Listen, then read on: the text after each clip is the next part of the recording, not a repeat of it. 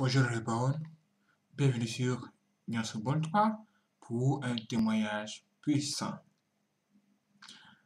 Révélation sur le démon ou le fantôme géant. Qu'est-ce que c'est? Regardez le camp! C'est un truc hors du commun. Dans ce monde, il existe beaucoup de choses que vous ignorez. Et ce témoignage que nous allons écouter ici va nous donner beaucoup d'informations sur ce genre de choses.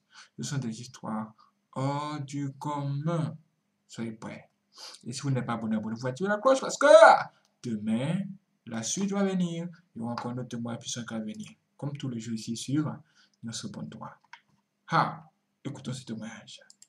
Chapitre 1. Petite histoire du démon géant. Je parlerai du démon géant nommé Kishansa. Comment ce démon qui était un géant était incarné en moi et comment je me transformais en un géant fantôme. Ce démon géant venait de la tribu Pende. C'est pourquoi dans leurs danses traditionnelles on les voit dans la télévision en train d'illustrer ce démon géant. En 1856, le chef de la tribu de Pende était à la recherche d'un garçon pour lui succéder. Mais il donnait naissance à une fille après un autre. Après de nombreuses années, il a réussi à donner naissance à un garçon, mais un jour, il est allé dans la brousse et il ne savait pas que son fils l'avait suivi, et donc en suivant son père, ce garçon est entré dans une forêt interdite, et il fut tué par des démons de la forêt qui avaient incarné les corps des animaux sauvages. Plus tard, le père a commencé à chercher son fils partout dans le village pendant plusieurs jours. C'était quand il cherchait son garçon que le démon géant qui était le gardien de ce village lui est apparu. Ce démon lui dit: « Vous êtes en train de chercher votre fils depuis plusieurs jours. Mais le problème est que le jour où vous êtes allé au buisson, votre fils vous avait suivi, et il est entré dans la forêt interdite et a été tué par des esprits de la forêt. La seule chose que vous pouvez faire maintenant est de permettre à votre fille de vous succéder. » Ce leader accepta la proposition du démon géant. C'était le début du système matriarcal dans cette tribu. Plus tard, ce chef est mort et sa fille fut intronisée en tant que leader. Mais avant la mort de cette princesse,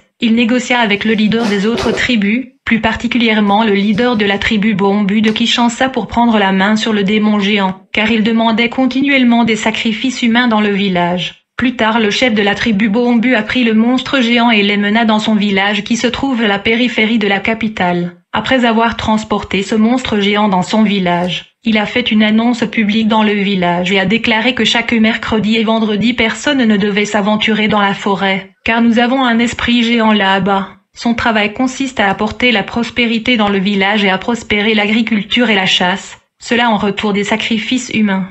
Par conséquent, quiconque entre dans la forêt le mercredi sera dévoré comme sacrifice par le démon géant pour le bien-être du village. Même si vous mourrez comme sacrifice, votre sacrifice sera bénéfique pour le village. Il y a des jours nous allons souvent sonner la cloche le soir pour avertir tous le villageois de ne pas sortir la nuit de peur d'être dévoré par ce génie. Depuis ce jour-là, beaucoup de gens ont fini par mourir à cause de l'oubli. Le chef de cette tribu a ressenti trop de la peine. Alors il a décidé de se débarrasser du démon géant. Quand ce chef est mort, son fils se débarrassa de ce démon, et un chef d'une tribu Teke le prit et l'amena dans son village Bateke. Il plaça ce démon géant sous un bananier. Le leader de ce village était dans l'obligation de lui offrir des sacrifices humains. Nous sommes en 1959, donc quiconque visitait son village était forcé de grimper le bananier dans lequel était le démon géant. Une fois que le visiteur grimpe sur ce bananier, cet arbre devenait aussi long que le démon géant qui était à l'intérieur. L'arbre devenait très long, alors le chef du village obligeait le visiteur à citer le nom d'une personne qu'il connaissait. En conséquence, l'âme de cette personne était capturée et offerte comme sacrifice à ce démon géant. Chapitre 2. Le fantôme géant dans la capitale. Plus tard dans la capitale, il y avait un jeune garçon dans le quartier qui était poli. Chaque fois que je lui demandais de faire quelque chose, il était obéissant. Mais un jour, ce garçon tomba malade et fut transporté à l'hôpital. Quelques jours plus tard, quelqu'un est venu m'apprendre que ce garçon était mort. Je fus dérangé par cette nouvelle. En vrai dire, je ne l'avais pas trouvé normal. Quelque chose ne clochait pas dans tout ceci. Je suis donc allé à l'hôpital pour vérifier et déterminer s'il était mort d'une mort naturelle ou sorcellerique. Lorsque je suis arrivé à l'hôpital, j'ai établi qu'il était effectivement mort suite à une attaque de sorcellerie. J'ai donc décidé d'intervenir en sa faveur. Alors j'ai pris mon tapis volant et j'ai voyagé au village où son âme a été capturée. Quand j'y suis arrivé, le leader de ce village me demanda de monter le bananier. Il insista que c'était la coutume pour les visiteurs de grimper cet arbre. Mais lorsque j'ai regardé cet arbre avec mes yeux spirituels, j'ai remarqué que ce n'était pas un arbre ordinaire, car il y avait un démon géant à l'intérieur de cet arbre. J'ai donc décidé d'en finir avec cet arbre. Alors pour casser cet arbre, j'ai invoqué 44 démons puissants qui étaient à mon service. Je leur ordonnai de couper ce bananier. J'ai donc fait semblant de grimper cet arbre qui se cassa devant tout le monde. Le chef de ce village a commencé à se plaindre. Je lui ai dit: Monsieur, votre arbre demande beaucoup de sang humain. Mais écoutez-moi bien. Je suis venu ici pour libérer l'âme d'un jeune garçon que vous avez capturé. Il me dit: Je ne peux pas le reconnaître, vous allez devoir l'identifier. Puis il m'amena dans une pièce où j'ai vu beaucoup de bouteilles, et à l'intérieur de ces bouteilles étaient des visages humains. Puis j'ai vu le visage du jeune garçon qui fut déclaré mort à l'hôpital. Son visage était à l'intérieur de l'une de ces bouteilles. J'ai pris cette bouteille et je l'ai cassée. En conséquence, l'âme de ce garçon a été libérée et il est revenu à sa conscience. En fait, un membre de la famille de ce garçon était en visite dans ce village et le chef du village l'avait forcé à grimper l'arbre et citait le nom d'une personne qu'il connaît. C'est de cette façon que l'âme de ce garçon fut capturée, mais j'ai parvenu à libérer son esprit et il est revenu à la vue. Après cela, je me suis dit: je vais devoir prendre ce démon géant et l'utiliser à bon me semble, parce que quand vous le mettez dans un arbre, il le rend long. Lorsque vous l'incarnez en vous, il vous rend long. J'ai pris ce démon géant et je l'ai incarné en moi. En conséquence, j'étais devenu capable de me transformer en un fantôme géant. Depuis que j'avais acquis cette capacité, je sortais la nuit dans la route nationale, et je me tenais au milieu du boulevard et je prenais la forme d'un géant fantôme afin de provoquer des accidents. Par conséquent, l'histoire du fantôme géant se répandit dans la ville et c'était la terreur. J'étais devenu le fantôme géant qui causait des accidents. J'apparaissais la nuit dans le boulevard pour effrayer le conducteur et causer des accidents. Et les âmes de ces victimes devenaient mes serviteurs ou esprits servants, avant d'opérer la nuit dans les différentes routes nationales pour causer des accidents. Je déployais le démon physiquement. Ils avaient la forme humaine. Ils allaient dans le boulevard. Leur but était d'inculquer la peur en parlant du fantôme géant qui causait des accidents dans la ville. Ils allaient dans des endroits publics et disaient: le fantôme géant est en train de tuer les gens, il demande sans cesse des sacrifices humains. Le but de ces conversations était uniquement pour inculquer la terreur chez les gens. Ils stimulaient la terreur dans la population de la ville. Alors quand il était 10 ou 11 heures dans la nuit, je me présentais dans le boulevard principal et je chantais des incantations. Et quand j'apparaissais devant un camion, le conducteur voyait un géant fantôme devant lui et il y avait accident. Et les victimes de ces accidents devenaient mes esprits servants. Chapitre 3: Les marchés nocturnes des sorciers. La dernière fois, je vous ai parlé de la mort naturelle et de la mort organisée ou triquée. J'ai expliqué que les sorcières et les sorciers sont capables de sortir l'esprit d'une personne de son corps et de le cacher hors de son corps, de sorte que ce corps restait sans vie. En conséquence, l'homme naturel, y compris le docteur, vont le considérer comme mort à cause de l'absence de la respiration et d'inactivité cérébrale. Ceci est une mort triquée. Une fois que le corps de ce victime est enterré, le sorcier vont se rendre au cimetière la nuit, et ils vont sortir le corps de la victime de son cercueil. Grâce à l'aide du démon de cimetière appelé Dragon Rouge, l'empereur du cimetière. Après cela, ils vont retourner la conscience du victime à l'intérieur de son corps. Par conséquent, le victime va retrouver sa conscience. Alors dans ce scénario, le sorcier vont soit le transformer en un animal et il sera décapité, soit il sera lobotomisé et sera vendu dans le marché satanique des esclaves la nuit qui sont de par le monde. Dans d'autres circonstances, le victime sera transporté dans une plantation loin de sa région, et quelquefois dans un pays étranger. Permettez-moi maintenant de parler de marchés et de transactions invisibles. Je veux parler de 3 choses qui représentent la vie humaine dans les marchés nocturnes des sorciers. Ce sont les choses que les occultistes et satanistes recherchent dans la vie de leurs cibles. Ces choses sont vendues la nuit dans le supermarché invisible. La première chose que le sataniste veut de vous, c'est vos ongles, qui représentent le travail de vos mains ou vos revenus. Lorsque vous visitez un féticheur ou mystique, il vous demandera de lui fournir vos ongles. En fait, il essaie juste de sacrifier vos revenus. Il essaie de voler votre argent ou le travail de votre main. La deuxième chose qui est vendue sur le marché spirituel nocturne que les sorciers veulent de vous sont vos cheveux. Ils sont l'une des choses qu'un charlatan ou sorcier a besoin de votre part. Ces choses sont vendues dans la nuit dans le marché nocturne des sorciers. Dans le monde spirituel, vos cheveux représentent votre gloire et le pouvoir de Dieu en vous. Et lorsqu'un mystique ou un sorcier cherche vos cheveux, à vrai dire, il veut sacrifier votre gloire et réduire votre grandeur. Dans le marché nocturne, les cheveux humains se vendent bien parce qu'ils représentent la gloire et le pouvoir de Dieu dans l'homme. Une fois que vos cheveux sont entre les mains d'un occultiste ou un mystique, ils ont le pouvoir de réduire votre gloire et votre grandeur. Si vous étiez destiné à être grand, ils peuvent réduire votre statut ou voler cette grandeur. Ils peuvent détourner votre destinée, Si vous étiez supposé être grand et proéminent, vous finirez par être moyenne parce que votre gloire et votre destin a été sacrifié. Vous ne devriez pas permettre à des inconnus de couper vos cheveux, et n'ayez pas l'habitude de changer de coiffeur en tout temps. Vous risquez de vous retrouver avec un sorcière. À propos de cheveux, la Bible dit ceci: l'ange du Seigneur lui apparut et lui dit: vous deviendrez enceinte et aurez un fils dont la tête ne doit jamais être touchée par un rasoir parce que le garçon doit être un nazir, dédié à Dieu depuis l'utérus.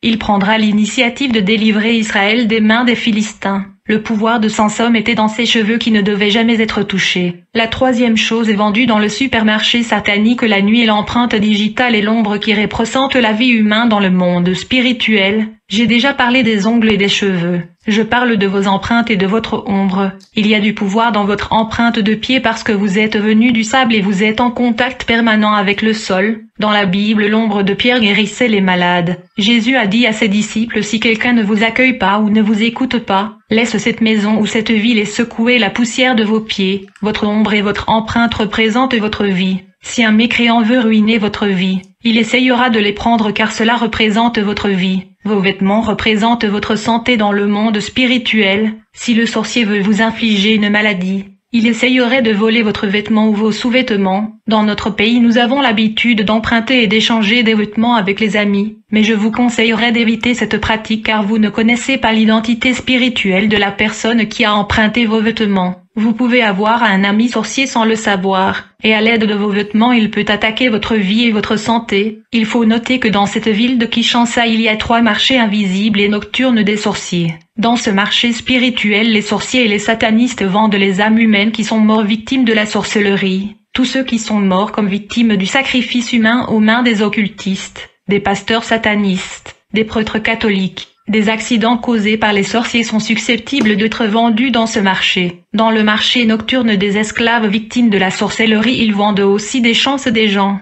Ils vendent également des étoiles et des destinées des gens qui ils sont volés. Ils vendent des santé et de richesses des gens qui ils sont volés. Une fois qu'un sorcier sacrifie votre richesse, il peut le vendre dans le marché invisible la nuit. Une fois qu'un occultiste capture votre étoile ou votre destinée, il peut le vendre dans ce marché invisible. La plupart des vendeurs les plus importants dans ce marché invisible sont des leaders des fraternités sorcellériques, et les acheteurs sont pour la plupart des charlatans et des féticheurs. Lorsque vous visitez un mystique ou médecin indigène pour la richesse ou les chances, il vous dira de revenir quelques jours plus tard. Il ira au marché invisible pendant la nuit pour acheter de la richesse et des chances ou même une étoile pour vous chez le sorcier voleur qui vend de là-bas. D'autre part, si vous visitez un mystique ou charlatan, il vous demandera un frais ou de l'argent, et il peut sacrifier vos richesses à partir de l'argent que vous lui avez donné. Quand un enfant est initié à la sorcellerie, on lui demande souvent d'apporter des pièces d'argent appartenant à ses parents. De cette façon, la richesse de cette famille sera sacrifiée et vendue dans le marché mystique la nuit. Dans ce marché, les mystiques et charlatans viennent acheter des chances, des étoiles et des richesses. Il faut noter que dans le marché spirituel et nocturne, il y a 3 choses qui sont vendues en grand nombre, et qui sont les œufs, les poulets et les chèvres. Il faut noter que dans le marché spirituel et nocturne, un œuf représente la progéniture ou les entrailles, un poulet représente un bébé, une chèvre représente une personne adulte. Parfois quand les gens rendent visite à un charlatan ou féticheur, ils le demandent un œuf, un poulet ou une chèvre. Tout ceci représente la vie humaine. Plus tard, ils vont le vendre dans le marché nocturne. Beaucoup des sorciers sont des vendeurs dans le marché nocturne. Ils vendent ce qu'ils ont volé. Les charlatans et féticheurs y viennent pour acheter ce que les sorciers ont volé dans la vie des gens, comme la santé, les richesses et les étoiles. J'ai dit que dans cette ville de Kinshasa, il y a 3 supermarchés sataniques invisibles. Le premier est dans le parc de conservation de la nature. Dans ce parc, il y a un marché des sorciers la nuit. Le marché central de ville de Kinshasa est aussi transformé la nuit à un marché de sorciers. Le changeur du boulevard Lumumba est aussi un des endroits où les sorciers viennent vendre et acheter la nuit. Un autre marché satanique est situé dans l'avenue du 24 novembre, et les gens viennent de l'ouest et du sud, même de l'Angola pour vendre et acheter dans ce marché. La transaction se déroule en monnaie naturelle. Je voudrais vous conseiller à chaque fois que vous ramassez de l'argent dans la rue, il faut prier car certains satanistes tentent d'acheter la vie de gens avec l'argent qu'ils jettent dans la rue. La plupart des temps, les mystiques achètent des âmes humaines sur le marché et ces âmes deviennent leurs servantes. Et quand certaines personnes viennent chez eux, ils leur donnent ces esprits humains. Par exemple, il y a des commerçants qui vont rendre visite aux féticheurs pour exceller dans leur commerce. le féticheur leur donne des esprits humains victimes de la sorcellerie qu'ils vont placer devant leur magasin. Ces esprits humains vont pousser les gens qui passent à la rue à venir acheter dans leur magasin. Il y a des sorcières et des occultistes qui sacrifient la vie de leurs enfants. Ils sacrifient et vendent les chances de leurs enfants. Ils sacrifient leur mariage, leur intelligence, leur beauté, leurs étoiles et la richesse. Tout ceci sont vendus et achetés dans le marché nocturne. Lorsqu'une personne rend visite au féticheur pour la beauté, l'intelligence, la santé ou la richesse, le féticheur ira au marché nocturne des sorcières, car les sorciers sont des spécialistes du sacrifice de la santé, de la richesse, du bien-être et des destinées des gens. Un sorcier peut voler ta beauté, il peut voler ton intelligence, il peut voler ta grandeur et il va le vendre au marché nocturne. Jésus dit: le voleur ne vient que pour dérober, égorger et détruire. Moi, je suis venu afin que les brebis aient la vie, et qu'elles soient dans l'abondance. Chapitre 4. La fermeture du marché nocturne et le conflit spirituel. La dernière fois que je parlais des marchés sataniques de la nuit assistés par des sorcières qui sont des vendeurs et des mystiques et des médecins autochtones qui sont des acheteurs, j'ai dit qu'il y a 3 de ces marchés dans cette ville de Kinshasa. Je fréquentais souvent ce marché nocturne. Mais alors quelque chose s'est passé. L'un de nos marchés situés autour de l'aéroport national est devenu inaccessible. En fait, nous ne pouvions plus survoler l'espace aérien du quartier pour atterrir dans ce marché, car il y avait des flammes de feu qui couvraient l'espace aérien autour de ce marché. Par conséquent, ce marché important et stratégique était devenu inaccessible, et ceci était inacceptable. De ce fait, le chef de tous les sorciers et satanistes du Zaïre convoqua une réunion d'urgence dans la nuit. J'ai donc voyagé dans l'espace pour assister au sommet nocturne de ces sorcières et satanistes qui venaient de tous les coins du pays. Lors de ce sommet nocturne, le chef des sorcières du Zaïre se mit à s'adresser aux participants et leur dit: je vous ai convoqués ici parce que l'une de nos marchés nocturnes qui sont des marchés nationaux est menacée, car les chrétiens ont érigé et construit des églises à proximité de nos marchés nationaux. Il est donc devenu difficile d'y accéder. Il faut faire quelque chose d'urgence. Il s'agit du marché situé dans le parc de conservation de la nature qui est fréquenté la nuit par des gens venant de provinces occidentales du Zaïre. Mais de nombreuses églises ont été érigées autour de ce marché. Le pire est que ces chrétiens ne dorment pas la nuit, ils prient intensément et ils chantent des cantiques, des louanges et adorations toute la nuit, précisément dans les heures de la nuit où nous assistons au marché afin d'acheter et de vendre. Leurs prières rendent impossible tout accès au marché situé dans la parc de conservation de la nature. Nous avons une situation d'urgence ici parce que nous pouvons pas assister à notre marché nocturne, à cause du fait qu'un pasteur a érigé son église à proximité de notre marché. De ce fait, il est devenu impossible de faire fonctionner ce marché la nuit en raison de prières incessantes et de cantiques de louanges et adoration de ces chrétiens. Il faut donc faire quelque chose urgentement, car ces gens ne dorment pas la nuit, ils prient toute la nuit et rendent impossible tout mouvement dans l'hyperespace. Et donc l'espace aérien est saturé par leurs flammes de feu. Comme vous le savez, il est devenu impossible de survoler la région et d'atterrir sur notre marché. Ils chantent et prient les nuits entières et tous les jours. Il est évident que ces chrétiens envahissent nos espaces et nos territoires en construisant des églises partout. La question est celle-ci, mais faut-il les laisser prendre contrôle et fermer nos marchés? Devrions-nous les laisser nous empêcher d'aller au marché? À ces questions, la foule de sorcières et des occultistes ont répondu avec une voix forte en criant non. Alors nous allons déclarer la guerre et la bataille contre ces églises, et nous allons les combattre. Nous ne pouvons pas les laisser fermer ce marché. Le but de ce congrès des sorciers tenu en 1985 était de fermer ou de déplacer une église de réveil qui a été érigée à proximité d'un marché nocturne des sorcières. Les intercesseurs ont réussi à bloquer l'accès à ce marché par la prière en déployant des vagues de feu dans l'espace aérien. Par conséquent, aucune sorcière ou occultiste ne pouvait voler et atterrir sur ce marché. En fait, ces intercesseurs priaient précisément dans les heures où les sorciers intensifient leurs manipulations et projections métaphysiques. Je ne citerai pas le nom de cette église, mais c'est dans l'arrondissement de Ndjili autour du parc de conservation qui fut le siège du marché invisible et nocturne des sorciers. Les activités et travaux du monde de ténèbres débutent à minuit pour s'arrêter à 4 heures du matin. C'était le plus grand secret de Jésus car pendant le jour il prêchait et guérissait. Mais dans la nuit il priait dans la montagne pendant que les gens dormaient. Même avant de choisir ses 12 disciples, il a prié toute la nuit. Mais beaucoup des enfants de Dieu aiment passer toute la nuit en dormant. Cela ne devrait pas être le cas pour un fils de Dieu. Si vous voulez être victorieux, vous devrez apprendre à prier la nuit tout comme Jésus. Car tout ce qui va arriver pendant la journée est toujours programmé la nuit. Je parlais de nos accords et conclusions de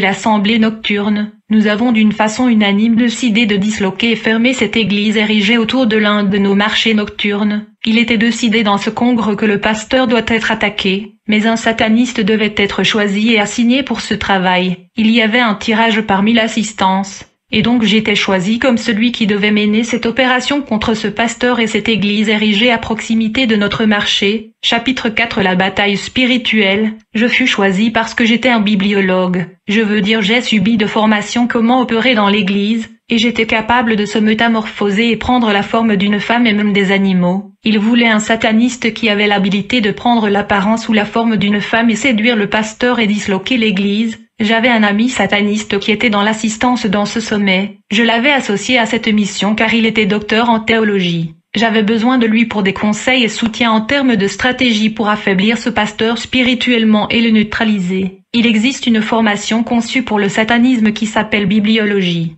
Je veux dire qu'il y a des satanistes qui sont formés dans des connaissances de la Bible afin qu'ils aient une compréhension du pouvoir qui se trouve dans la Bible et d'infiltrer les églises et les chrétiens. Ces satanistes reçoivent une connaissance approfondie de la Bible. Cette connaissance leur permet de mettre en place des stratégies et des tactiques qui serviront des contre-mesures et contre-attaques qui affaibliront la foi des chrétiens afin de les rendre vulnérables et les neutraliser. J'ai dit à mon ami, ils m'ont choisi principalement à cause de mon pouvoir de transformation car je peux me métamorphoser à un animal ou une femme. Mais comme vous avez une connaissance avancée des chrétiens et de l'Église, j'aurai besoin de vos conseils sur la façon de procéder avec succès. J'aimerais que vous puissiez mettre en place une stratégie qui nous permettra d'éteindre ces intercesseurs qui prient sans relâche toute la nuit tous les jours. Ils saturent et remplissent l'espace aérien avec le flamme de feu brûlant, qui empêche qui que ce soit de survoler l'hyperespace. Nous avons besoin d'une stratégie qui va les endormir, rendre froid et lourd. Nous devons disloquer cette église. Quand j'ai commencé à exécuter mon affectation contre cette église, j'ai dû me rendre au cimetière local pendant la journée. Là dans ce cimetière j'ai vu le photo d'une femme sur un tombeau. Elle a été enterrée il y a 4 jours. La dame était d'une peau claire et elle s'appelait Jeanne. Étant donné que ma première tactique était de séduire le pasteur de cette église, je devais donc me transformer en une très belle femme. Je me suis dit si je pouvais me donner la forme de cette défunte dame appelée Jeanne, je serais capable de séduire ce pasteur-là facilement. Plus tard, je suis revenu au cimetière la nuit. Je me suis tenu devant sa tombe, et j'ai frappé sa tombe avec ma baguette magique. En conséquence, le cercueil s'est soulevé et j'ai rétracté un liquide de son cadavre, qui va me permettre de prendre sa forme et sa morphologie. Après avoir fait certains rituels avec ce liquide, j'étais maintenant habilité à assumer l'identité et la forme de cette dame appelée Jeanne qui était enterrée dans ce cimetière. Alors le lendemain je suis allé assister à l'église en question qui a été établie autour de notre marché. Je suis allé là-bas non pas avec mon vrai visage et identité, mais j'ai pris la forme de la jeune dame décédée il y a 4 jours au nom de Jeanne. Imaginez que je me promenais avec le visage et l'identité de quelqu'un qui est mort et fut enterré il y a 4 jours. Après avoir assisté au service de l'église, on m'a demandé de parler à quelqu'un qui était supposé prendre mes détails, et il m'a reçu comme un nouveau venu. J'ai dit au frère qui me recevait que mon nom était Jeanne. Suis venu par la voix de Dieu et personne ne m'a invité. Alors il n'y a pas lieu de faire m'a suivi au cas où je ne venais pas, parce que le Seigneur lui-même m'avait envoyé ici pour soutenir son œuvre et je serai régulier. J'ai dit que je suis venu ici parce que j'ai remarqué qu'il y a la puissance de Dieu dans cette église. Je faisais des éloges et louanges à cette église et à l'homme de Dieu afin de semer une semence d'orgueil en eux. C'est pourquoi je préviens les hommes de Dieu à éviter les louanges et des éloges. Ne permettez pas aux hommes de vous louer en tous les temps. Une fois que j'ai rejoint cette église, j'ai commencé à étudier l'homme de Dieu pour identifier sa force et ses faiblesses afin de trouver un moyen de le neutraliser. Je compris que sa force était la prière et sanctification. J'ai essayé d'être plus proche du pasteur pour le séduire et commettre l'adultère avec lui. Il a remarqué cela mais il m'a ignoré. La force de cette église était une chaîne de prière allant à partir de 21h jusqu'à 4h du matin tous les jours. À partir de 21h, un groupe de 5 personnes priait pendant 1 heure. Après cela, un autre groupe de 5 priait 1 heure. Cela s'est poursuivi ainsi jusqu'à 4h du matin. 1 heure de prière a été attribuée à un groupe de 5 intercesseurs, et cela se passait tous les jours. En conséquence, il y avait des vagues de flammes de feu brûlants et massives dans l'espace aérien, et les sorcières ne pouvaient pas voler dans le quartier ni assister à leur marché nocturne qui était à proximité. Lorsque je me suis rendu compte que cette chaîne de prière était le problème, j'ai mis en place 2 stratégies. D'abord, je suis allé acheter du thé, du sucre, du riz et du lait en grande quantité. et j'ai mis des gouttes d'eau des morts dans ces produits alimentaires et j'ai prononcé des paroles d'incantation. En fait, j'ai convoqué des démons pour entrer dans ces produits alimentaires. Et j'ai ordonné aux esprits malveillants d'entrer dans le corps des intercesseurs par l'entremise de ces produits alimentaires,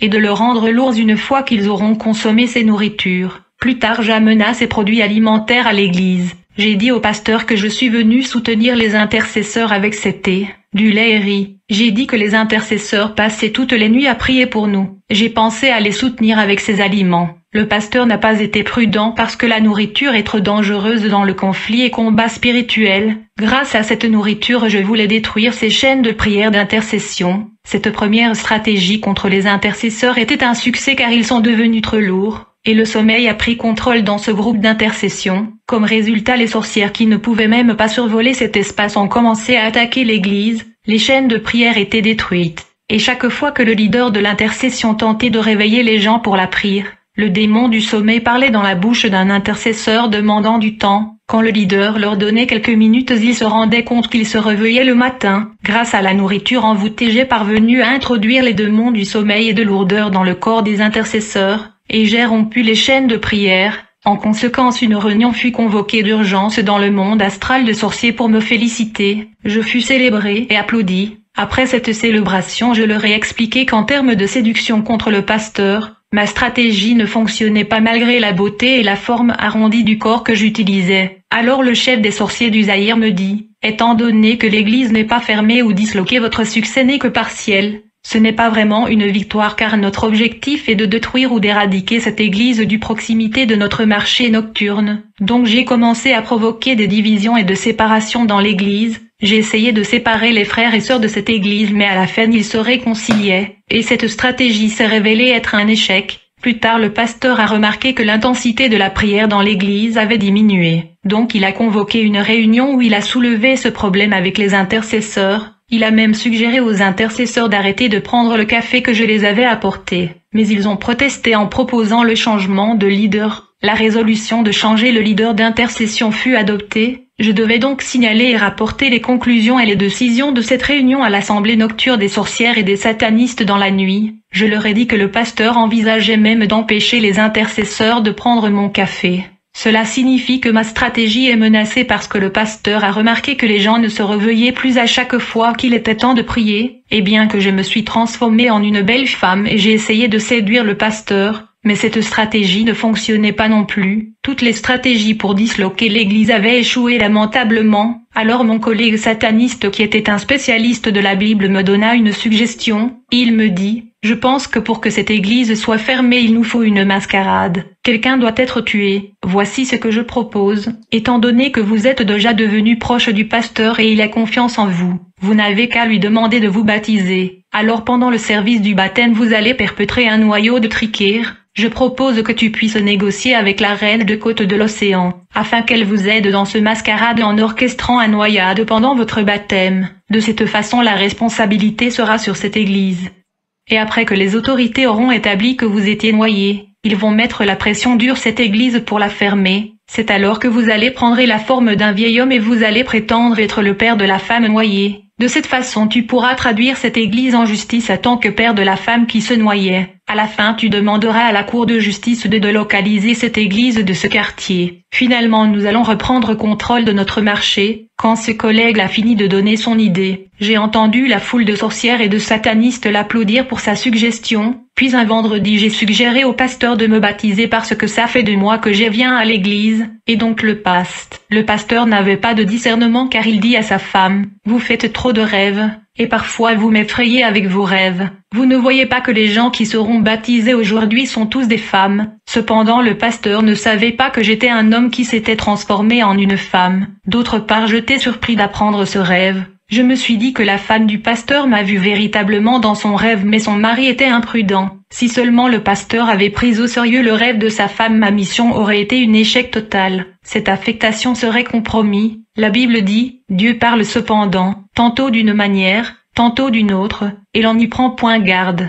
Il parle par des songes, par des visions nocturnes, quand les hommes sont livrés à un profond sommeil, quand ils sont endormis sur leur couche. Le jour du baptême nous sommes allés à la rivière et c'est quand le pasteur me baptisait que je suis entré en contact avec la reine de côte de l'océan Atlantique. Je lui ai demandé de me prendre par force de la main du pasteur. En tout cas, je lui ai demandé de monter un noyade au détriment de l'église. À ce moment même la reine de Côte déploya ses agents les sirènes des eaux, qui m'ont pris de la main du pasteur et m'ont tiré dans le profondeur de ce rivière. Il y avait la panique et de la confusion parmi le peuple de Dieu, car je venais de me noyer et disparaître de la rivière en plein service de baptême devant eux. La reine de Côte me transporta loin de l'endroit où les peuples de Dieu étaient baptisés et me déposa au bord du rivière. Plus tard la police fut informée de cet incident et le pasteur a été arrêté. Après l'arrestation du pasteur, je me suis métamorphosé à un vieil homme, et je suis allé à la station de la police locale pour accuser le pasteur de la disparition de ma fille qui a été noyée dans la rivière. Le pasteur a dit à la police qu'il ne comprenait pas ce qui s'était passé, qu'il ne fera jamais du mal à la sœur Jeanne, et qu'il aimait beaucoup cette sœur.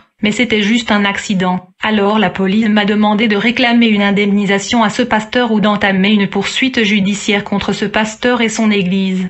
J'ai dit à la police, tout ce que je veux est que ce pasteur doive délocaliser son église de ce quartier. C'est la seule chose que je lui demande. Lorsque les membres de l'église ont entendu ma demande, ils étaient heureux et ils glorifiaient Dieu parce qu'ils craignaient une action en justice ou l'arrestation du pasteur. En conséquence, l'église était délocalisée du proximité de notre marché nocturne qui est devenu accessible. Les membres de cette église n'ont pas réalisé que le Seigneur voulait que cette église soit là pour que notre marché soit fermé définitivement. Ma conversion. J'entre maintenant dans l'histoire de ma conversion. J'étudiais à l'université de Kinshasa dans la faculté de droit. Un jour pendant la récréation, je me dirigeais vers la faculté de l'économie pour voir un ami. C'est alors que j'ai rencontré une très belle fille au nom de Brigitte. Je suis tombée amoureuse d'elle. J'ai essayé de la dominer parce que j'avais un pentacle de domination. Je devais juste tenir dans ma main le parchemin contenant ce pentacle pour la dominer, mais quand j'essayais d'exercer la domination sur elle, elle me dit au nom de Jésus-Christ. En fait, elle a remarqué que quand je tenais sa main je ne voulais pas la laisser. Alors elle a retiré sa main au nom de Jésus-Christ. J'ai dit pourquoi êtes-vous en train d'utiliser le nom de Jésus-Christ contre moi? Je ne suis pas un démon. J'essayais de prétendre que j'étais innocent. Cette tentative d'utiliser le pentacle de la domination ne fonctionnait pas contre cette dame. Puis je suis revenu pour la deuxième fois avec une autre stratégie. Je suis venu avec une bonbon que j'avais envoûtée pour la voir mais elle refusa catégoriquement, en me disant qu'elle était en train de jeûner donc elle ne pouvait pas le manger. J'ai le supplié mais elle refusa et me dit: si je prenais ton bonbon je pourrais le manger par oubli donc je ne peux pas le prendre. Plus tard je suis entré en possession de l'une de ses photos. J'envisageais d'utiliser son photo pour projeter de rêves sexuels dans son esprit. Je voulais lui faire rêver de rêves sexuels. Je voulais que ce soit une rêve d'amour et de sexe entre moi et elle. En fait, il y a une sirène dans le monde sous-marin qui fonctionne dans le domaine de l'amour. Elle est appelée Madame Madeleine ou Madame Jacqueline. Elle est le détenteur des secrets et des techniques d'amour. Elle m'avait donné un pentacle d'amour par lequel les femmes tombaient amoureuses de moi. Je me suis dit qu'il fallait appliquer le rituel de la princesse Jacqueline pour rendre Brigitte amoureuse de moi. Alors j'ai dessiné un triangle mystique. J'ai allumé les bougies au coin du trois côtés de ce triangle et j'ai placé le photo de Brigitte dans ce triangle. Puis j'ai commencé à faire de la concentration et de la visualisation. En fait, je devais regarder le photo de Brigitte et je devais émettre et projeter des pensées spécifiques. Et dans ce cas les pensées sexuelles, et j'étais en train de transmettre ce pensée dans cette photo. Ceci est appelé télépathie ou transmission. Je contemplais le photo de Brigitte et je lui parlais dans mes pensées. Je disais dans mon cœur: Brigitte et moi nous sommes amoureux. Nous allons à la plage, nous nous embrassons et nous avons des rapports sexuels. Je disais ceci dans mes pensées alors que mes yeux étaient axés sur le photo de Brigitte. En fait, je transférais mes pensées dans l'esprit de Brigitte qui était supposée recevoir ces pensées sous la forme d'un rêve. Elle était supposée rêver les mots que je disais dans mes pensées. Cette technique est appliquée alors que la cible est endormie afin qu'elle puisse rêver de ce pensée. J'ai fait ceci de minuit à 4 heures du matin. J'aimerais mentionner un peu le technique du femme et mari de nuit. Les femmes et maris de nuit ne sont pas que des démons. Même les sorciers sont des femmes et maris de nuit. En fait, ces sorciers quittent leur corps et voyagent hors de leur corps. Et ils vont atterrir dans la maison de la personne qu'ils veulent molester. Alors ils vont déshabiller cette personne, puis ils vont se mettre à le molester. La victime va percevoir tout ceci sous forme d'une rêve. Mais en réalité ce n'est pas une rêve, c'est quelque chose qui se passe dans la réalité. Donc, Toute sorcière capable de sortir de son corps peut être un mari et une épouse spirituelle. Après avoir appliqué la technique de télépathie, je pensais que Brigitte m'avait rêvé, mais j'ai fini par rêver tout ce que j'essayais de lui transmettre, et quand je suis allée à l'école j'ai essayé d'interroger Brigitte afin de vérifier si elle avait rêvé de rêves sexuels ou non. Mais Brigitte a répondu qu'elle ne m'avait même pas rêvé. J'ai été choquée et étonnée par tous ces échecs. Toutes les stratégies que je déployais contre cette femme ne marchaient pas car la dame était dans le Seigneur. Il est écrit: celui qui craint l'Éternel possède un appui ferme, et ses enfants ont un refuge auprès de lui. La crainte de l'Éternel est une source de vie, pour détourner des pièges de la mort. Donc cette dame ne savait pas que je posais de pièges contre elle. Je me suis dit: je dois utiliser de l'argent ensorcelé. Je pouvais envoûter les gens et même voler leur chance grâce à l'argent envoûté. Le jour suivant, j'ai envoûté l'argent et j'ai invité Brigitte dans un restaurant, et je me suis dit: une fois qu'elle consomme cet argent, j'aurai le pouvoir sur elle. Il était 12 heures quand nous sommes allés au restaurant. J'ai commandé de boissons et des gâteaux et nous avons mangé. Mais quand j'étais sur le point de payer pour la nourriture avec l'argent ensorcelé, soudainement j'ai vu Brigitte me devancer. Elle paya avec sa monnaie tout ce que j'avais commandé pour elle. J'ai tenté de protester en lui accusant d'être égoïste. Brigitte me dit: vous n'avez pas besoin de payer pour moi. Payez juste pour mon ami, mais je vais payer pour moi-même. J'ai été stupéfait. J'ai dit à Brigitte: je suis celui qui vous a invité. Pourquoi m'empêchez-vous de payer pour le repas? Bien-aimé, il faut comprendre que l'argent est spirituel. L'argent du sang est naturellement lié aux esprits maléfiques. Vous ne devriez pas utiliser l'argent d'une personne dont vous ne faites pas confiance ou vous ne connaissez pas. Dans de nombreuses notes d'argent du monde, vous verrez des signes et des symboles occultes et mystiques. Le dollar américain a beaucoup de pouvoir que d'autres monnaies à cause de ces signes et symboles sataniques. Il sera très difficile pour les autres monnaies de le détrôner. L'argent peut acheter votre âme si vous n'êtes pas prudent. L'argent est égal au sang. Il y a des esprits démoniaques derrière l'argent et les pièces de monnaie. Lorsque j'étais dans le satanisme, j'achetais la vie et les âmes humains avec de l'argent. Je prenais une pièce de monnaie et je mettais l'eau dansée ou de mort sur le monnaie, et je le jetais dans la rue. Et j'ai déclaré: quiconque va ramasser cet argent, son âme est achetée. Et celui qui ramassait cet argent mourait et son esprit devenait mon serviteur. Car dans le monde des esprits, ils ont toujours besoin des esprits humains. Par exemple, quand un catcheur venait chez moi pour gagner les matchs et les compétitions, ce que je faisais est simple. Je prenais des esprits humains et je les incarnais en lui de sorte qu'il combattait et livrait le bataille en utilisant la force de ces esprits humains qui résidaient en lui pour gagner ces batailles. Alors quand quelqu'un vous donne de l'argent, il faut commencer par prier pour cet argent. Alors j'étais étonné que cette dame échappait à tous mes pièges. Je me suis dit: il devait y avoir un pouvoir qui la permettait d'échapper à mes pièges. Alors je me suis décidé de déployer un dernier piège contre elle. La dernière stratégie contre Brigitte était la stratégie du moineau. J'ai dû faire un pentacle d'amour de la reine d'amour appelée Madeleine ou princesse Jacqueline. C'était un cercle avec un signe de flèche de cœur d'amour et un calice de sang. Je devais écrire mon nom et celui de Brigitte dans ce pentacle en utilisant le sang humain. La flèche que vous voyez dans le pentacle s'appelle cœur blessé. Ce calice est appelé calice du sang. Ce pentacle d'amour appartient à la sirène d'amour Jacqueline. Elle est le démon de la toilette. Et elle s'appelle aussi Madame Madeleine ou la chance de l'amour. Je devais dessiner ce pentacle sur un parchemin, et je devais écrire le nom de Brigitte dans ce pentacle d'amour, et je devais entrer en possession de quelque chose lui appartenant, comme l'empreinte de ses pieds sur le sable, ses cheveux, ses ongles ou son mouchoir contenant sa sueur. Le lendemain, après avoir mangé dans un restaurant avec Brigitte, j'essayais de marcher derrière elle pour collecter son empreinte dans le sable. Je voulais collecter les empreintes de ses pieds, mais à ma grande surprise, j'ai constaté que les pieds de Brigitte ne touchaient pas le sol.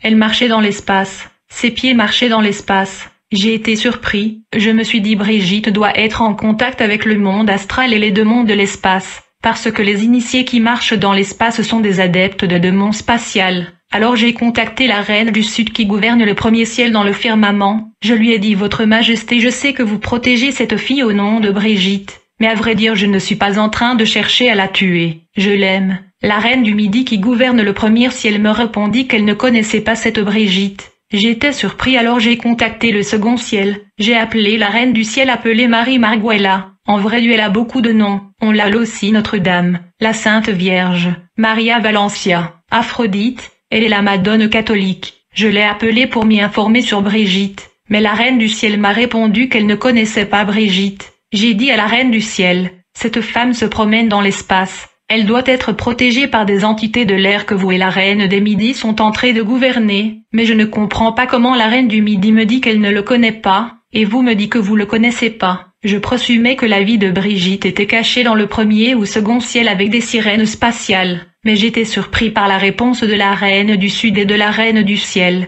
Elle ne connaissait pas Brigitte. La Bible dit, car vous êtes morts et votre vie est cachée avec Christ en Dieu. Quand Christ votre vie paraîtra, alors vous paraîtrez aussi avec lui dans la gloire. La vie de Brigitte était cachée en Christ en Dieu dans le lieu céleste. Cela se produit lorsque nous avons été baptisés dans le corps du Christ et nous avons été insérés dans le corps du Christ qui est assis dans les lieux célestes. La Bible dit-il nous a ressuscités ensemble, et nous a fait asseoir ensemble dans les lieux célestes en Jésus-Christ, afin de montrer dans les siècles à venir l'infinie richesse de sa grâce par sa bonté envers nous en Jésus-Christ. Comme conséquence nous devenons intouchables. Je me demandais où était cachée la vie de cette femme. J'ai même eu des larmes aux yeux, après avoir échoué à obtenir l'empreinte de Brigitte. Je sentais que j'étais fini et humilié, parce que toutes mes stratégies avaient échoué. Alors j'ai tenu la main de Brigitte et je lui ai dit, « Brigitte, vous savez que je vous aime mais pourquoi me refusez-vous » Elle me répondit, « J'ai un principe. Je ne peux pas me marier avec quelqu'un qui n'est pas chrétien. » Je lui répondis que j'ai été baptisée dans l'église catholique et j'ai eu ma première communion. Alors j'ai demandé à Brigitte, « Dis-moi de quel monde êtes-vous » Brigitte me répliqua, « Que voulez-vous dire par cela ?» Alors j'ai demandé à Brigitte quel est l'ordre mystique qui vous protège. Dis-moi la vérité. Vous êtes membre du Rose-Croix ou franc-maçon?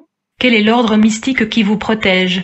Brigitte me répondit, je suis chrétien né de nouveau, et je veux régulièrement à l'église. Jésus a dit à ses disciples, je suis le bon berger. Le bon berger donne sa vie pour ses brebis, mais le mercenaire qui n'est pas le berger et à qui n'appartiennent pas les brebis voit venir le loup, abandonne les brebis et prend la fuite. Mais je suis le bon berger, je me suis dit, donc je ne parviens pas à dominer Brigitte à cause de ces histoires des églises? Alors on va voir.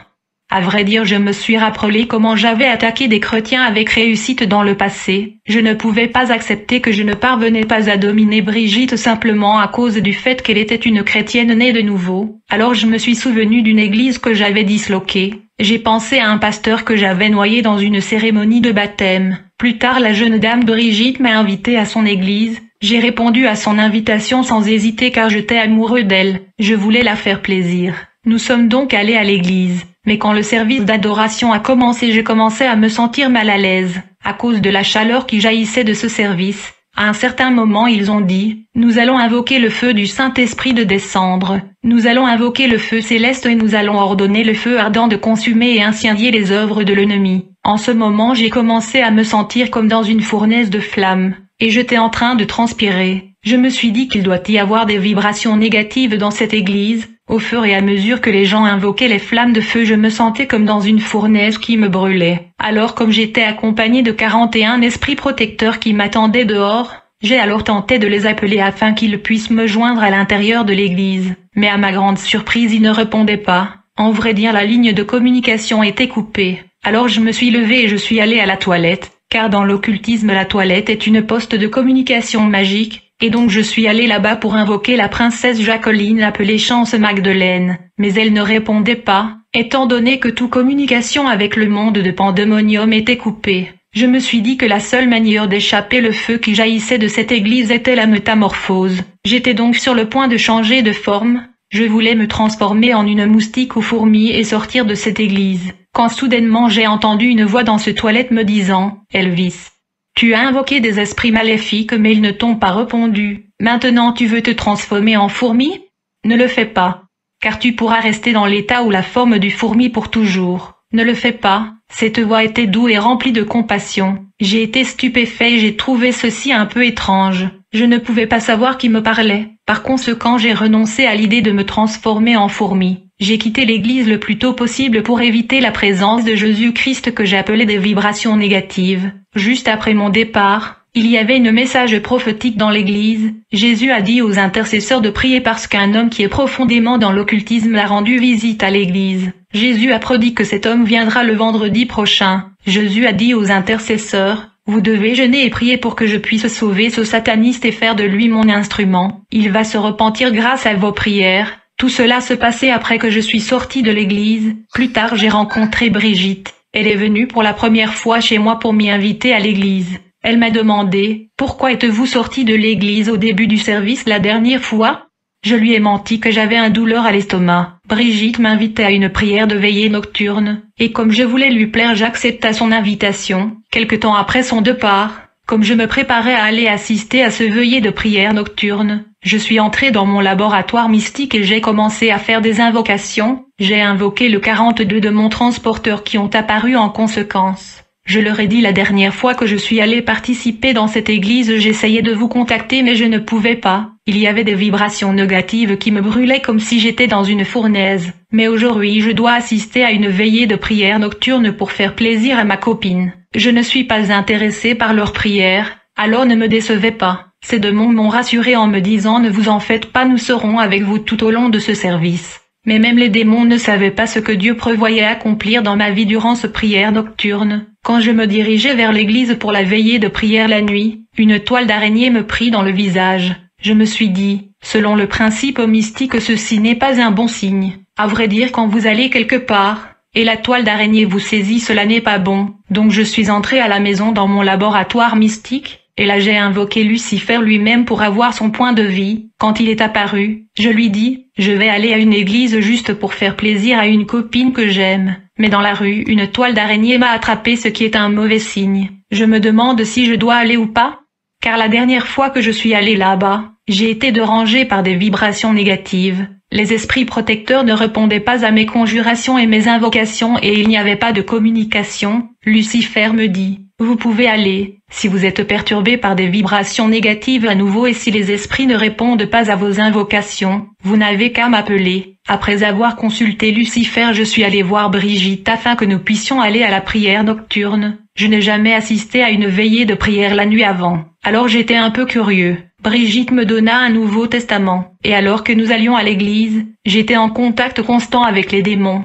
J'étais toujours accompagné comme tout autre sataniste par ces démons. Je leur dis d'être vigilants et de ne pas hésiter à intervenir le plus tôt possible dans le cas où les vibrations négatives commençaient à se manifester. Je leur ai dit de ne pas me laisser tomber. Lorsque nous sommes arrivés à la porte de cette église, j'ai dit aux esprits démoniaques, dans le cas où il y avait un problème, vous devez commencer par attaquer le frère qui faisait le protocole à la porte, et celui qui présidait devant à l'intérieur. Je leur ai dit, quand il y a un problème, je vous appellerai. Je suis donc entré dans l'église et j'étais assis non loin de Brigitte. Mes yeux étaient constamment sur Brigitte. Quand un frère du protocole remarqua cela, et il est venu vers moi pour me conseiller de se concentrer, mais je lui ai repris avec un ton sévère. Mais ce frère qui travaillait dans le service de protocole était vigilant. Il observait mes mouvements. Bien-aimé, si vous travaillez dans le service du protocole à l'église, je voudrais vous conseiller d'être éveillé et vigilant, car les sorciers et les satanistes viennent souvent à l'église et ils ne citent pas à faire des incantations. Au fur et à mesure que le service se poursuivait, je me suis dit qu'il était temps d'invoquer le démon afin qu'il puisse me rejoindre dans l'église, car je commençais à sentir de vibrations étranges.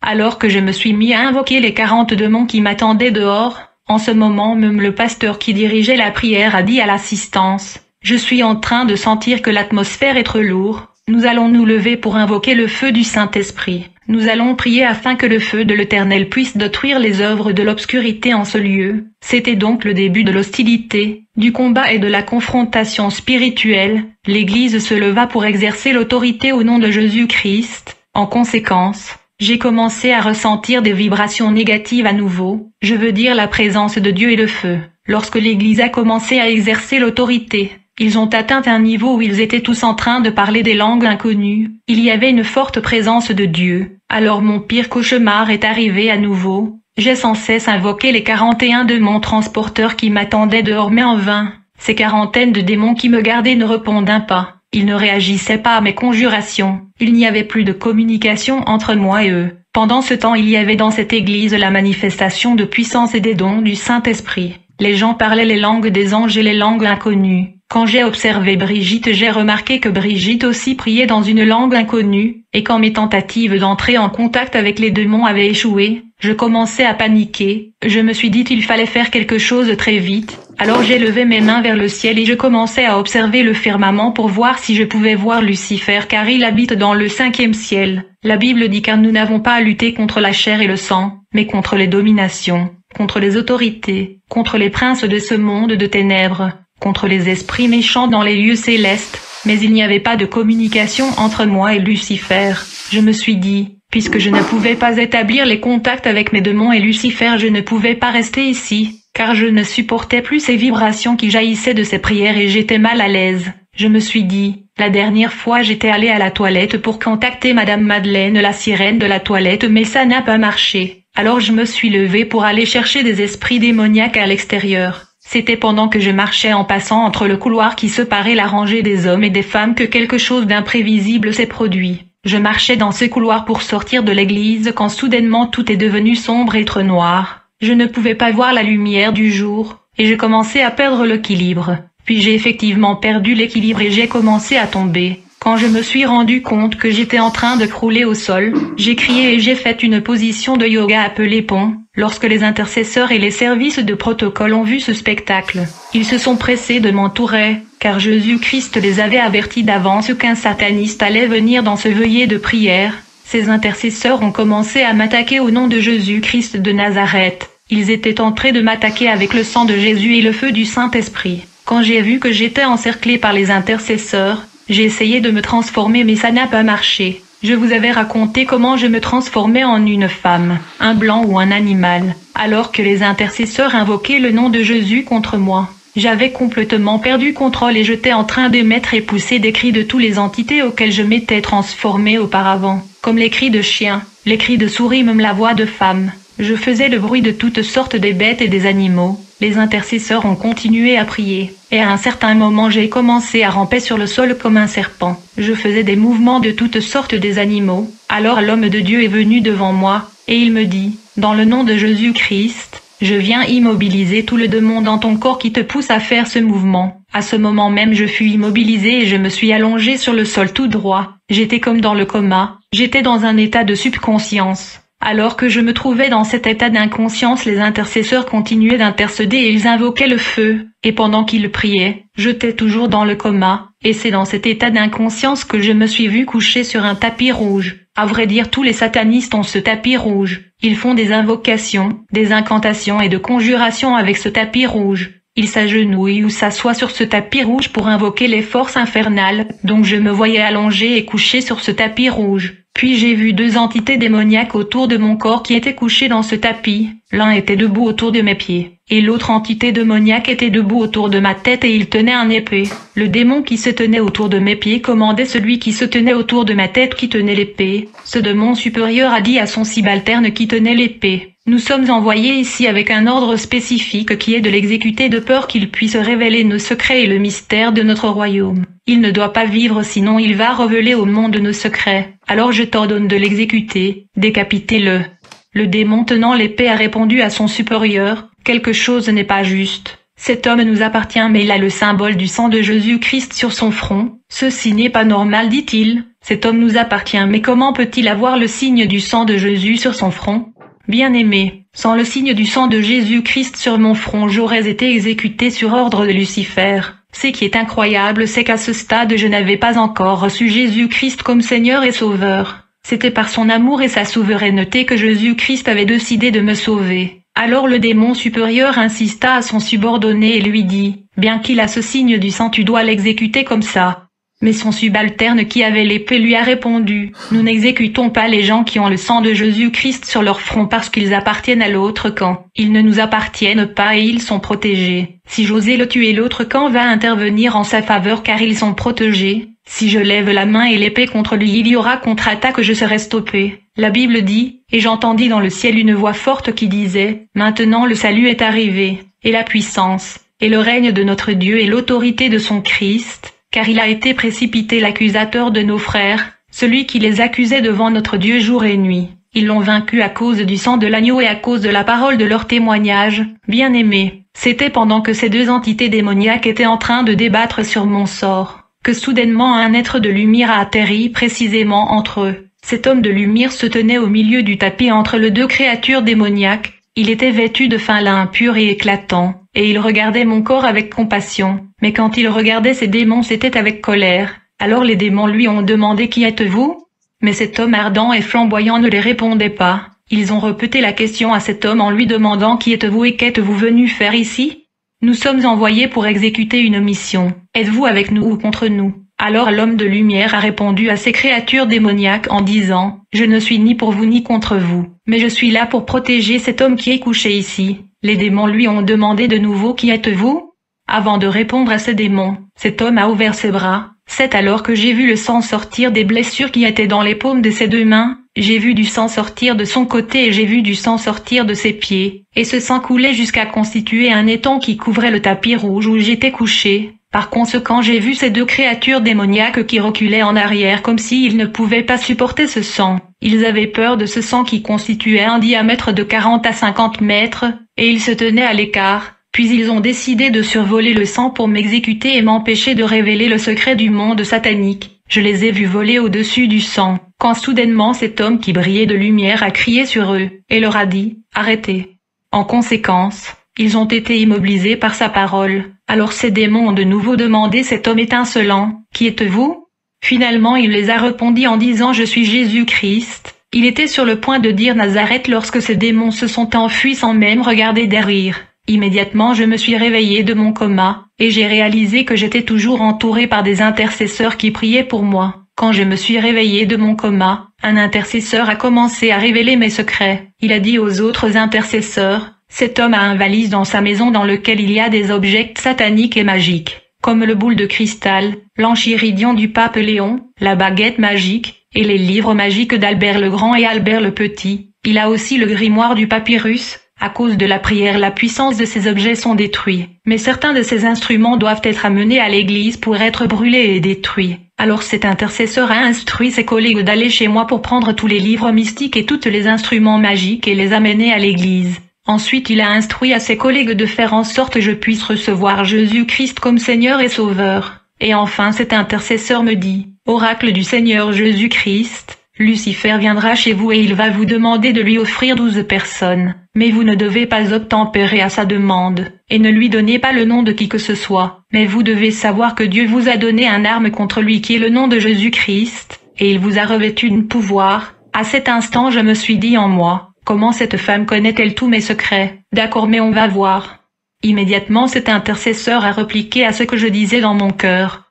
Elle me dit, « Mon frère, vous ne pouvez rien me faire car celui qui vit en moi est plus fort et plus puissant que celui qui est dans le monde. » Cet intercesseur connaissait automatiquement ce que je pensais et ce qui était dans mon cœur. Je me suis dit dans mon cœur, « Moi j'utilise la boule de cristal ou le miroir magique pour connaître les choses cachées, mais qu'est-ce qu'elle a fait pour développer ce perception et ce faculté ?» Alors l'intercesseur qui pouvait lire mes pensées me dit, « Mon frère, si vous donnez votre vie à Jésus-Christ, vous serez comme moi. Vous allez entendre la voix de Jésus et vous verrez des choses cachées et à venir, mais je vous donne une garantie. Le diable vous demandera 12 personnes, mais ne citez pas le nom d'un membre de votre famille ou le nom de quelqu'un que vous connaissez. Mais je vous dis qu'il viendra vous rendre visite, et lorsqu'il va vous apparaître, vous allez utiliser le nom de Jésus-Christ qui est l'arme que Dieu vous a donnée. » Je me suis dit dans mon cœur, je croyais qu'ils allaient me donner une véritable arme, mais ils me parlent du nom de Jésus-Christ, alors que j'ai réfléchissais de la sorte. Cet intercesseur qui pouvait lire mes pensées me dit, « Mon frère, tu ne dois pas douter sur la puissance du nom de Jésus-Christ car c'est une arme. » La Bible dit, « C'est pourquoi aussi Dieu l'a souverainement élevé, et lui a donné le nom qui est au-dessus de tout nom, afin qu'au nom de Jésus tout genou fléchisse dans les cieux, sur la terre et sous la terre, et que toute langue confesse que Jésus-Christ est Seigneur à la gloire de Dieu le Père. » Donc cet intercesseur avait répondu à toutes les questions que je posais dans mon cœur. Après la prière de délivrance, j'ai changé des habits car je roulais sur le sol pendant la prière. Je me suis dit que cet intercesseur doit avoir raison. Le diable viendra contre moi. Elle a même réussi à mentionner tous les instruments magiques qui est dans ma chambre. Après cela, les intercesseurs m'ont demandé, « Elvis, quelle est votre décision finale ?» Je leur ai répondu que je vais recevoir Jésus-Christ comme Seigneur et Sauveur. Alors ce jour-là, j'avais reçu Jésus-Christ comme Seigneur et Sauveur et j'ai avoué mes péchés. Puis j'ai dit aux intercesseurs, « Lucifer viendra comme vous l'avez prophétisé. J'aimerais que certains d'entre vous puissent être avec moi à la maison pour quelques jours pour m'aider à faire face à lui. » Les intercesseurs m'ont répondu, « Vous n'avez rien à craindre. Vous n'avez qu'à utiliser le nom de Jésus-Christ contre lui quand il viendra et vous verrez le résultat. » Puis je suis entré à la maison avec les intercesseurs. Ils ont pris tous les livres et les instruments magiques, Nous avons dû entrer par la porte du derrière parce que je ne voulais pas que mon oncle sache que j'étais dans le satanisme. Quelques jours plus tard, j'étais à la maison en train de prier et chanter. Puis je me suis allongée pour dormir. J'étais allongée sur mon lit quand j'ai ressenti une secousse, un tremblement de terre. Alors je me suis réveillée. Puis j'ai senti un vent violent et puissant qui soufflait dans le quartier. Je savais que ces phénomènes naturels étaient précurseurs de l'arrivée de Lucifer. Quelques minutes plus tard, la porte de ma chambre s'ouvrit d'elle-même. Je me suis relevée et je me suis assis sur mon lit. Puis Lucifer est entré dans ma chambre. Après avoir entré dans ma chambre, il me dit « Elvis, vous m'avez trahi. Vous êtes allé à ces églises bien que je vous avais défendu. » J'ai réagi avec colère dans mon cœur parce que Lucifer est celui qui m'avait laissé d'aller dans cette église. Il m'avait instruit de lui invoquer dans le cas de problème. Mais quand je fus accablé par l'invocation du nom de Jésus et du feu de Dieu, je l'ai appelé comme il m'avait instruit mais il n'a jamais répondu à mes invocations et conjurations. Le diable a remarqué que j'étais en colère et il était surpris. Alors il me dit, « Je peux voir que vous êtes en colère, mais que pouvez-vous faire contre moi? Vous ne pouvez pas résister devant moi. » Quand il a dit cela, je me suis souvenu des paroles des intercesseurs qui m'avaient dit, « Lucifer viendra, il va vous intimider, et il vous demandera 12 personnes, mais vous devez utiliser le nom de Jésus-Christ contre lui parce que c'est l'arme le plus redoutable dans tout l'univers. » Les paroles de ces intercesseurs étaient devenues audibles en moi, et pendant que j'étais devant Lucifer, une voix me parlait et répétait les paroles des intercesseurs. Alors le diable me dit, « Je comprends que vous êtes toujours un enfant, sinon vous n'alliez pas tolérer que tous les pouvoirs que je vous ai donnés puissent disparaître à cause d'une église.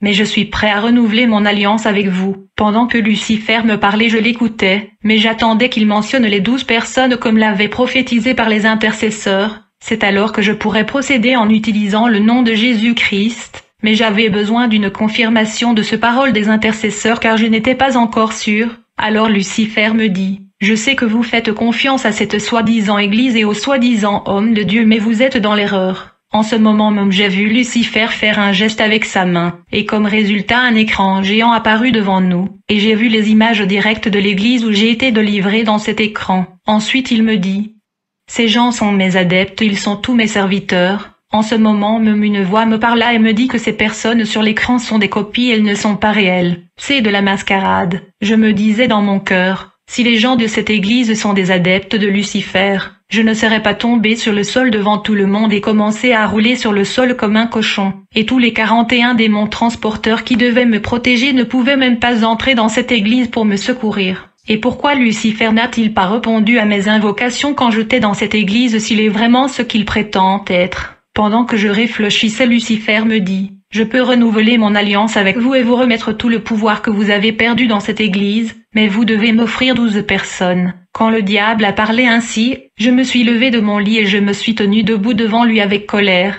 parce que j'avais maintenant la confirmation de tout ce qui a été prédit par les intercesseurs. Lucifer était surpris quand je me suis levé devant lui. Alors il me dit, « Que pensez-vous faire? Vous pensez vraiment que vous allez faire quelque chose contre moi? » Ensuite il me dit, « Je vais compter jusqu'à 4. Vous allez commencer à me donner des noms de ceux 12 personnes que je vous ai demandé. » En ce moment précis j'étais animé par une colère spirituelle. C'est quand Lucifer a compté jusqu'à 3 que j'ai crié au nom de Jésus-Christ.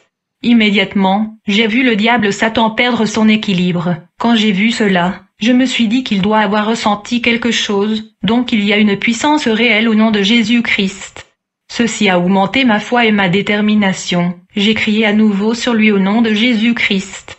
En conséquence, j'ai vu une force qui lui a projeté hors de ma chambre. Il a fini par tomber dans la cour de notre complexe. Je me suis dit, je dois lui faire sortir de notre parcelle. Puis j'utilisai le nom de Jésus-Christ à nouveau contre lui. Et il fut projeté cette fois-ci dans la rue. Quand il se relevait, il m'a dit, « Je ne vais pas partir. Vous allez voir, vous utilisez ce nom contre moi. » Le temps le dira. J'ai eu le courage de lui répondre. Je lui ai dit, « Si vous revenez encore contre moi, j'utiliserai le nom de Jésus-Christ contre vous. Comment pouvez-vous me demander 12 personnes? Quand je suis allé à cette église, vous m'avez dit que vous viendriez me soutenir. Pourquoi n'êtes-vous pas venu? Et comment voulez-vous me blâmer pour ce qui se passait? » Mais Lucifer continua de me menacer. Je continue à crier sur lui. Je lui ai dit, « Si vous venez encore contre moi, j'utiliserai le nom de Jésus contre vous. » Alors que je palabrais avec Lucifer, Notre gardien alla réveiller tout le monde dans la parcelle pour leur dire que je suis devenu fou, car il ne pouvait pas voir Lucifer qui était à quelques mètres dans la rue. Il leur dit Elvis est devenu fou. Il parle dans le vide. Alors que mon oncle et les gens du quartier se sont rassemblés autour de moi, je poursuivis mon palabre avec Lucifer. Alors ma famille qui ne voyait pas Lucifer pensait que j'étais devenu fou. Donc ils ont décidé de me capturer pour m'amener à l'hôpital. Car ils me voyaient palabrer avec quelqu'un qu'ils ne voyaient pas, et j'étais intense quand j'étais en train d'affronter Lucifer. Quelque temps plus tard je leur ai dit que je ne suis pas fou, mais je ne peux pas vous dire ce qui m'arrive. Plus tard mon oncle a dit à notre gardien, nous devons attraper Elvis, nous devons l'attacher afin que nous puissions le transporter à l'hôpital. Je ne pouvais pas convaincre ma famille qui pensait que j'étais fou. Alors je me suis échappé et je suis allé à l'église. Quand ils sont venus à l'église, le pasteur les a expliqués tous. Waouh, vous avez entendu ça?